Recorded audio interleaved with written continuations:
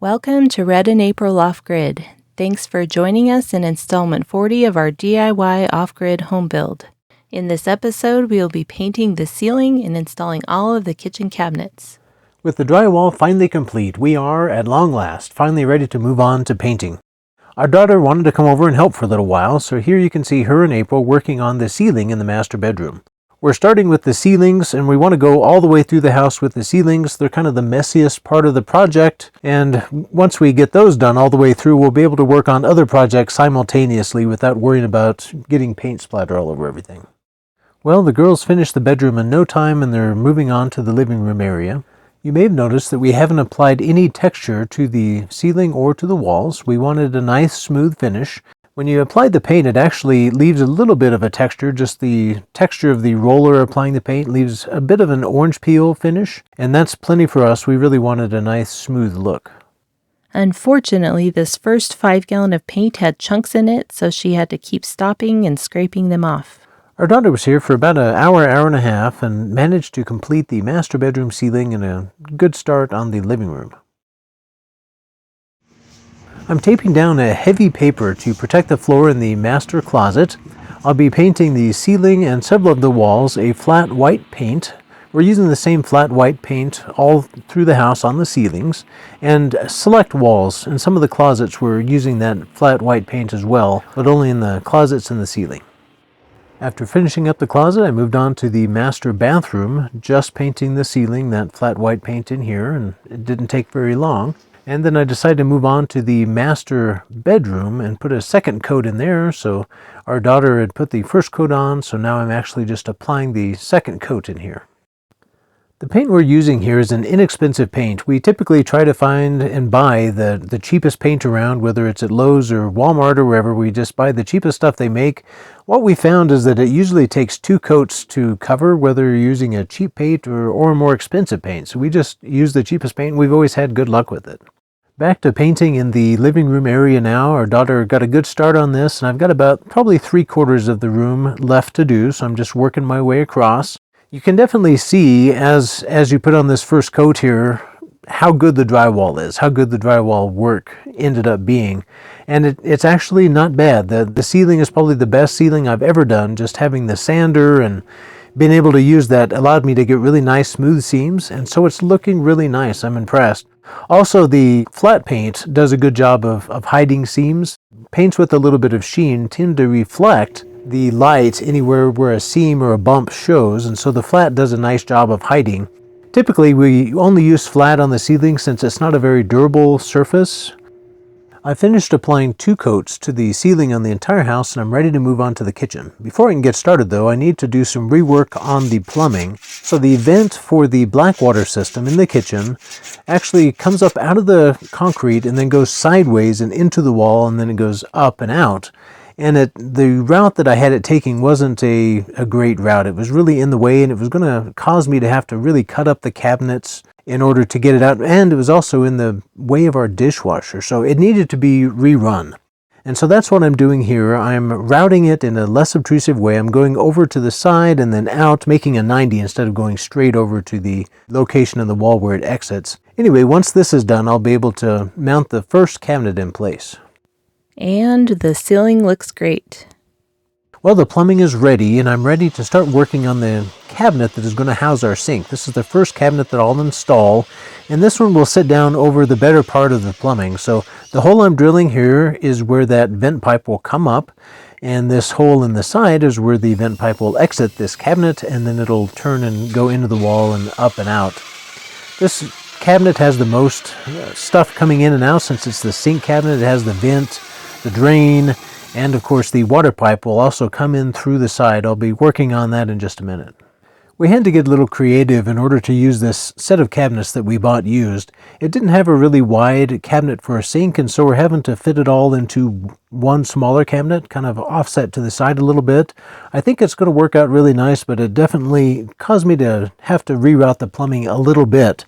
I've got this cabinet mounted in place, and I'm getting it level, getting all the plumbing run through and getting all that worked out. I'm making a little adjustment and change on the vent plumbing there, as you can see on the side. I'm going to wait till later to make those final connections. I also needed to reroute the water lines, which you can see there.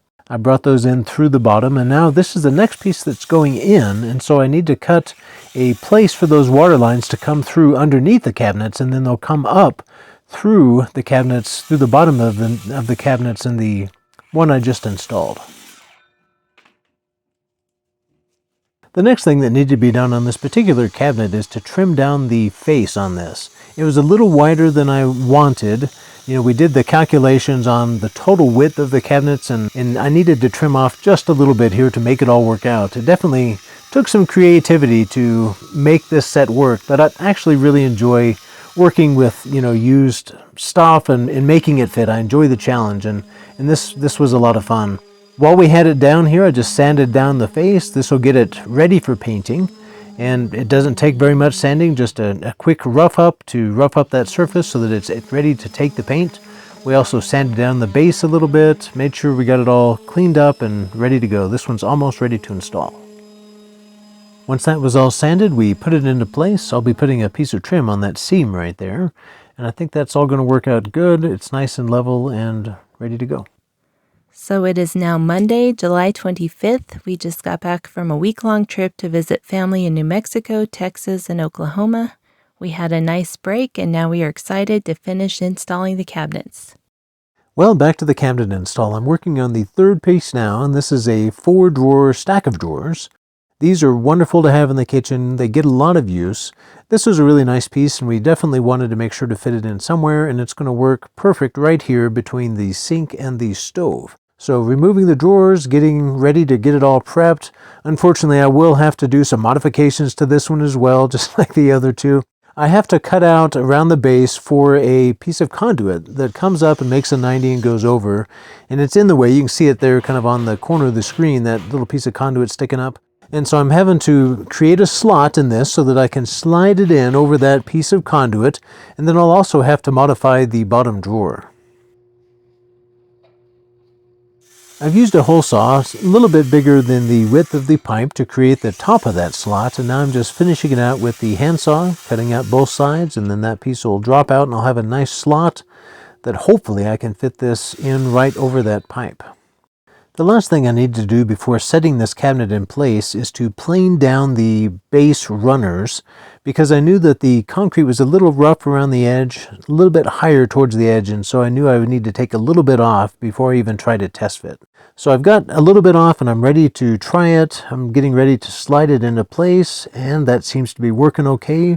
My slot is in the right place, and so now I'm just kind of looking for levels, seeing how they made up to each other, and see if I need to take a little bit more off of the bottom. It does look like I need a little bit more off the bottom, so I roll this back out of the way and get ready to plane the bottom down a little bit. One nice thing about these cabinets is that they have solid wood base runners that you can plane down and make fine adjustments without getting into the sides of the cabinet itself, so that's a nice feature. And so I planed those down a little bit more and got it to where I think it'll work. And then while I was at it, I decided to do just a little bit of reinforcement on the sides to reinforce those corners. I'm going to do a quick vacuum out here to get rid of that sawdust, and this should be ready to put into place. So I'm rolling it back in now to check and see if this fits. It fits down over the slot nice. Now I'm just going to check the height and make sure that all lines up, and if that's good, I'll be ready to attach it. It looks like it's going to line up perfectly, so I'm ready to attach it now. I've got it level, checked the level, and I'm ready to go. So now I'm attaching it to the wall. I'm attaching the cabinet to the wall through the back plate and into the studs. Once that's affixed, I move on to the face plate, and I'm using cabinet screws here to attach the two faces together. So I pre-drill through the first face, and then I drill into the second face. And I'm using a cabinet screw here that has a nice big flat head, kind of a washer head, and it attaches those two together nice and firmly. I'll attach it in 3 places, top, middle, and bottom. That'll keep the cabinet from shifting and keep those faces aligned. The last step of the installation on this particular cabinet is to modify the bottom drawer. As you can see, it doesn't go in all the way because it hits that piece of conduit. So I need to take a notch out of the drawer itself so that the drawer can go in all the way. This shouldn't be too hard, I'm hoping. I decided that I need to use the hole saw to drill a hole top and bottom. Here you can see I'm going through what I'm calling the top. It's actually the side, and then I'm drilling another hole through the bottom here. This is a hole saw that's slightly bigger than the size of the conduit. And then I'm going to use a handsaw to cut out the connecting pieces there. And then I have a nice little slot that should be able to fit right over that pipe. So here I'm going to try it, see if it fits. And it fits, but it's a little bit close. So I'm going to widen it up just a little bit. And one more test fit after widening that up a bit to see if that works. And that fits excellent. So now I have plenty of clearance, but I don't want stuff to be able to fall out of this drawer underneath the cabinet, so I built a little box to go around it. I just used extra material that we had from some other cabinets, so it matches. It's that same white coated material, and that seemed to work out really well. I have a little bit of work to do before I can install the next base cabinet. I actually need to finish disassembling it. So I'm taking out the drawers here, taking the faceplate off of the drawers, and I'm labeling everything and numbering everything so that I can put it all back together easily in the future. I'm also putting all of my hardware into just a bucket there, keeping it all together. All of the screws and hinges and everything all goes in there, and then I can sort it all out later. But I'm labeling everything and organizing it as I go. Taking the drawers out of these cabinets and then removing the doors makes them a lot lighter and easier to install, and it also makes the painting process a lot easier. We'll be able to lay these doors out later and paint them a lot easier with them removed. This set of cabinets was generally in excellent shape, but there was some damage that happened during removal, and then they set for a while, and so there was some water damage. And so each cabinet I've had to repair just a little bit or do a few things too. Usually the corners need just a little bit of reinforcing, or sometimes a lot of reinforcing or rebuilding. But I don't really mind doing that kind of stuff. I actually really enjoy restoring things. I would rather restore something that's old than build something new. And so I actually enjoy this process. I'm having a good time here. I would rather be working with these older cabinets and rebuilding and restoring them than I would be working with new cabinets. Well, this one's all repaired and almost ready to put in place. The only thing I need to do is cut down the face on this one. This one goes on the side wall, and the face on one side was a little bit too long. And so I'm measuring the side of that face, getting ready to cut it. I'm marking it with the straight edge so that I can get a good, clean, straight cut, or the best I can. And I'm going to use my handsaw, and I just kind of use my finger to guide it. This actually looks a little bit unsafe, just standing back and looking at it, but it felt safe at the time. And with that done, I'm ready to move on to sanding. So I'm sanding the face down while I have easy access to it. It's easier to do it on its side than it would be standing up, so it'll be ready to go, once it's installed, it'll be ready to paint. We'll mention here that I'm just sanding it with 120 grit, and I'm not trying to get through the finish. I'm just roughing up the finish, creating some teeth, as it were, for the paint to bite into. Getting ready to install that cabinet, and it goes right here on the corner, kind of the opposite side of the coat closet.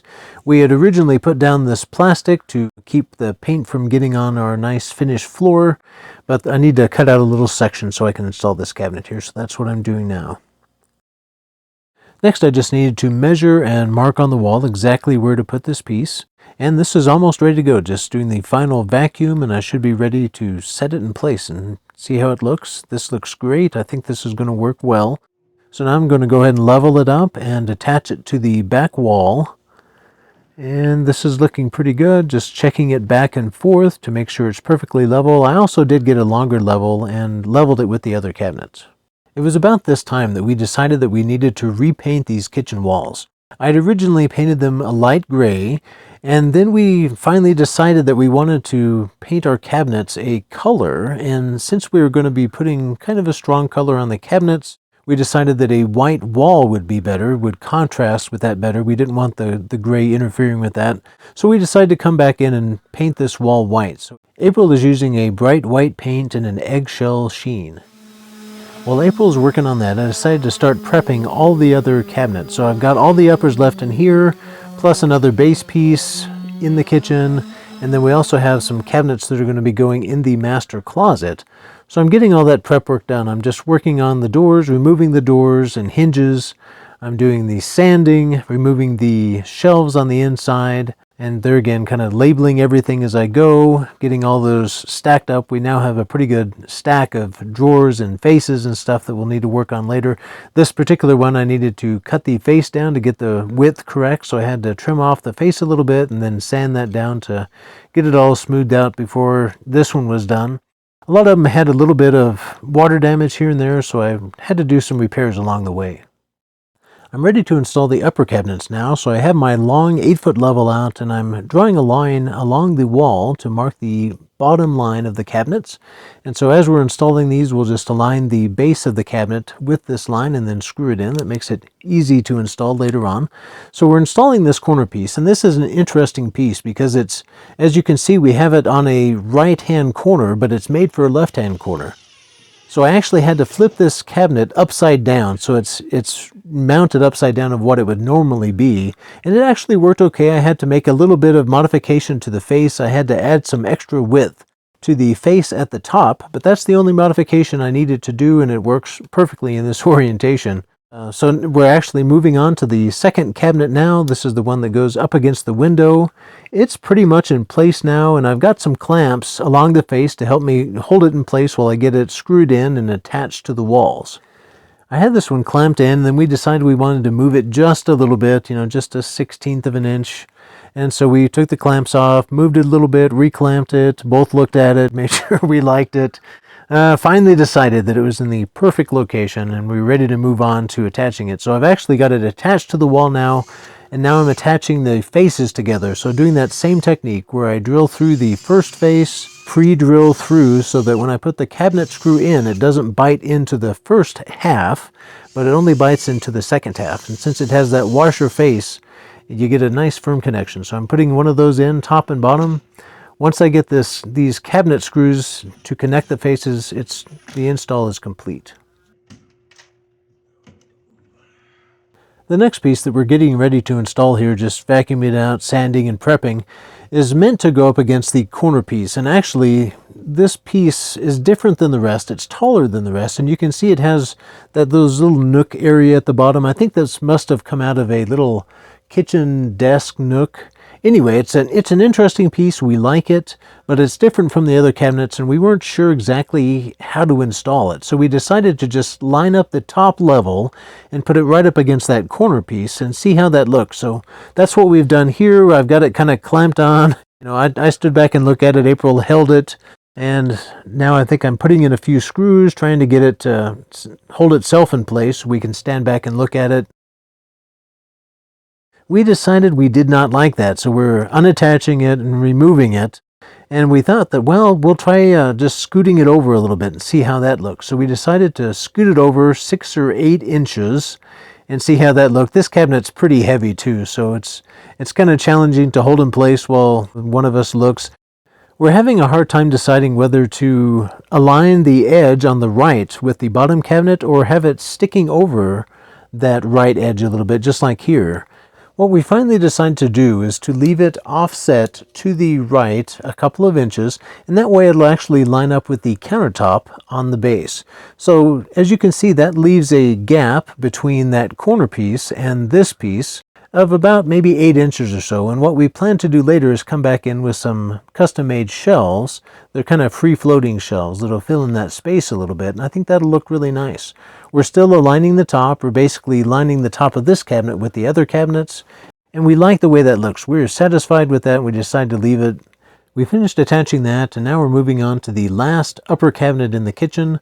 This one goes on the other side of the window there, and this was a nice, simple, straightforward install, just to line it with that pre-marked line that we had there and screw it into the studs. This was the easiest one yet. I mentioned also that immediately to the left of this upper and lower cabinet, we'll be installing this stove, so that's where our stove goes. And then on the left side of this upper here will be the microwave and stove hood. Moving on now to the last piece of cabinetry in the kitchen, almost done here with this installation.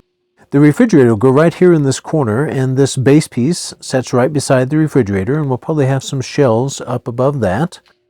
And that will finish up the installation of all the kitchen cabinets. There's just a little bit left to do now in the master closet, so that's where we're going to go next.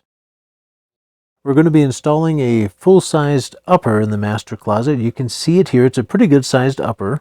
And this will be kind of out of the way. We'll still have plenty of room for our rack of clothes, but this was kind of an unused space that was a nice fit for this cabinetry. Also, we have a lower that's going to go below this. It's only a half lower, so the lower is about half of the width of this upper. This was a quick and easy install. Zipped it right into the 2x4s. Didn't take long at all, and we're all done with the cabinets. Very exciting. Our next step is to prep and paint all those doors and drawer faces, and to do that we needed a lot of workbench space, and what we decided to do is to bring in both sets of scaffolding, and those are about 6 feet each and about 2.5 feet wide each, so those make a pretty good, work table in and of themselves. And so we brought both of those in and then connected them with a piece of OSB, which created just one really long workspace. The house is really coming to life now, and there are a lot of different projects coming up, including the rammed earth floors, so be sure to subscribe. In next Saturday's video, you will see the colors we have chosen, and we will be painting the kitchen cabinets as well as the closets, bathrooms, and bedrooms.